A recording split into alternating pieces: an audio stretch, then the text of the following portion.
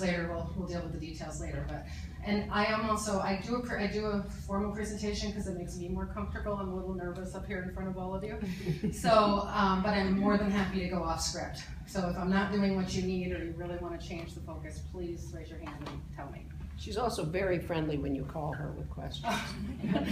This is really exciting to me personally because one of the things when I came to the State League, and I work part-time, so I'm only there 3 days a week. I have a 3-year-old that I'm home with the other 2 days, so it's a perfect combination for me. And I got hired to work on the League Matters campaign, which many of you may have gotten my mailings. We just completed that. We successfully raised over $409,000 in a 3-year period for the State League from donors all over the state.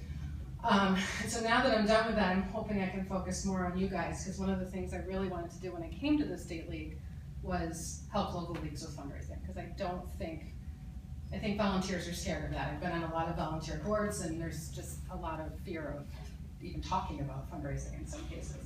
So I'm really excited to be here. This is the first time anybody's taken me up on my offer to come out and talk to a local league, so thank you.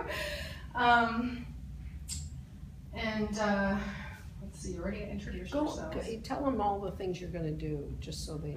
Oh, I gave you all the outlines. Oh, good. Everybody has a copy. Okay. Here. I will give you mine. It's a little crumpled, but you can still read it. I apologize. I was not sure how many to expect, and being a league member, I did not want to make lots of copies.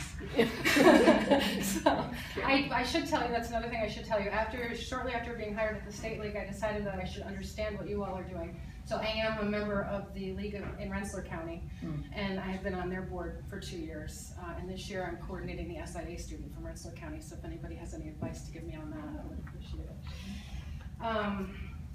One of the things I find helpful is to ask yourself a basic question when you're fundraising and really keep focused on what your goal is. So I'm going to throw this out there. Why do you think people would give to the league?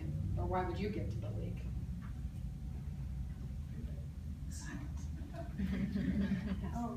Responsible government. Okay. That's the image. Keeping us honest. For a mission, the mission, keeping track of good government. Getting young people out to vote. Okay, the voter service side, getting people out to participate in the democracy. Well, I think the league is there to protect the franchise to vote. Okay, yes, to actually make sure people understand what that is. Well, and it gets into everything. It gets into campaign finance, it gets into who's running the Board of Elections, it gets into what they're... So, and it's because it's a unique organization. Yeah. So it does some things that other people don't do the whole picture of. That's a good, So I came up with a list, and again, I only brought 10 copies because I wasn't sure what to expect. So here on top, they care about good government. So they want to know that someone is watching out for the best interests of the average person. Believe in a particular cause of the league, which we didn't hear, like education, finance reform, or ethics reform, women's issues, those kinds of things. I hear often because we're nonpartisan. The grassroots element is also attractive to donors. And I think the fact that we have been here a long time and are a recognized name. I mean, people know the League of Women Voters. They know we have integrity. Also, people give because they volunteer. Many of you are donors to your local league, the State League, the National League, all three, a couple of those. And because you want to see change made. I made this list, and I keep this pinned to my bulletin board. So every letter I write, every time I'm trying to talk to somebody about why they should give to the league, this is front and center. And this makes it easier for me because I realize that I'm talking to people who care about this as much as I do and want to see it continue.